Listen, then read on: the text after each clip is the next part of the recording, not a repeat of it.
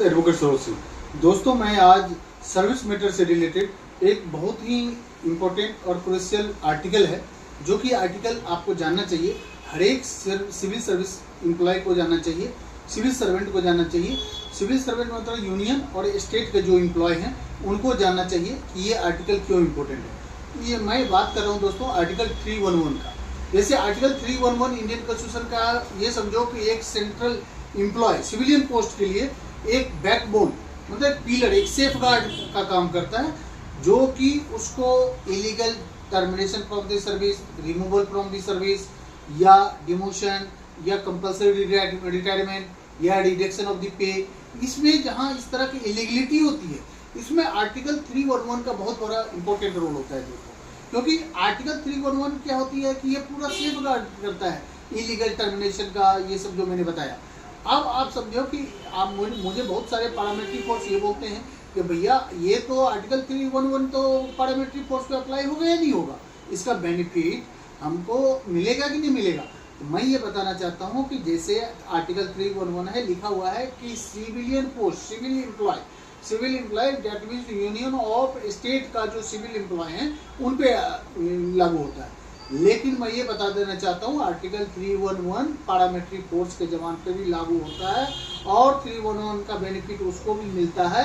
ये किस पे सिर्फ लागू नहीं होता है, जो आर्मी के मेंबर है, आर्मी के जो मेंबर होते हैं, मिलिट्री के जो मेंबर होते हैं, थल वायु जल सेना के जो मेंबर होते हैं, उन पे आर्टिकल 311 का बेनिफिट उसको नहीं मिलेगा, क्योंकि उसका अपना एक्ट है, उसका वो होता है। लेकिन सीआईएसएफ के जवान को आर्टिकल 311 का बेनिफिट इसीलिए मिलेगा क्योंकि आर्मी का जो होता है वो कवर होता है आर्टिकल 33 से, आर्टिकल 33 से कवर होता है, और उसमें माना जाता है कि उसके लिए 311 का बेनिफिट नहीं मिलेगा। लेकिन अगर आप सिविलियन पोस्ट का यूनियन और स्टेट का रहे या पार्लियामेंट्री फोर्स के जवान है तो आर्टिकल 311 का बेनिफिट मिलेगा, क्योंकि आप मिलिट्री एम्प्लॉय नहीं है, मिलिट्री फोर्स मेंबर नहीं है, आप यूनियन के लिए एक सिविलियन पोस्ट ही हैं।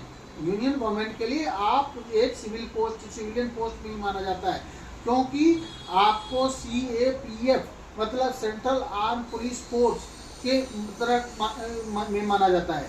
इसीलिए मैं बताया जाता हूँ दोस्तों, इसका बेनिफिट आपको मिलेगा। और जहाँ भी इलीगल डिसमिसल होगा, टर्मिनेशन होगा, रिमूवल फ्रॉम सर्विस होगा, कंपल्सरी रिटायरमेंट होगा, इस तरह का अगर किया जाता है तो आर्टिकल 311 का बेनिफिट बहुत लेना चाहिए। आर्टिकल 311 दोस्तों ये डायरेक्टली नेचुरल जस्टिस से जुड़ा हुआ चीज है। नेचुरल जस्टिस मतलब आपको नहीं मिला राइट टू बी हर्ड, आपको अपॉर्चुनिटी नहीं मिला, अपने बात को रखने का अपॉर्चुनिटी नहीं मिला, आपको क्रॉस एग्जामिनेशन करने का, आपको डॉक्यूमेंट सप्लाई नहीं किया गया, आप विटनेस को क्रॉस एग्जामिनेशन नहीं कर पाए, दैट मीन्स आपको ये नेचुरल जस्टिस नहीं मिला। आपको नेचुरल जस्टिस को सेफ गार्ड करने के लिए एक बहुत बड़ा ब्रह्मास्त्र आप समझो आर्टिकल 311 है। इसीलिए कभी भी आर्टिकल 311 में जहां माना जाता है कि आपका नेचुरल जस्टिस का वायलेशन होता है, इसका रोल बहुत ही अहम हो जाता है और इसका बेनिफिट आपको मिलता है।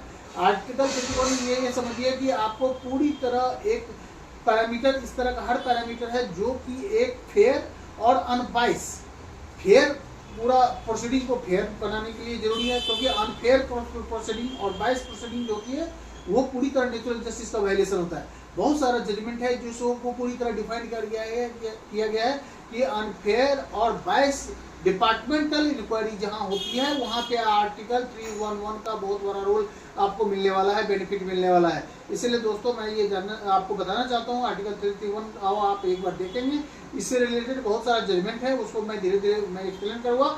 इवन सर्विस के अदर पोस्ट के जो भी एम्प्लॉय हैं एक्सेप्ट द पार्लियामेंट्री फोर्स, उनको भी ये जानना चाहिए, चाहे यूनियन की एम्प्लॉय हो या स्टेट की एम्प्लॉय हो, एक्सेप्ट द पार्लियामेंट्री फोर्स, उसके लिए भी आपको ये आर्टिकल 311 जैसे यूनियन सर्विस के जो यूपीएससी के हैं वो आर्टिकल 312 का बेनिफिट मिलता है। उसी तरह आपको आर्टिकल 311 जहाँ वायलेशन ऑफ नेचुरल जस्टिस हो गया और इस तरह की जो तरह का इलीगलिटी हो गई डिपार्टमेंट की तरफ से, तो आर्टिकल 311 का बेनिफिट मिलेगा।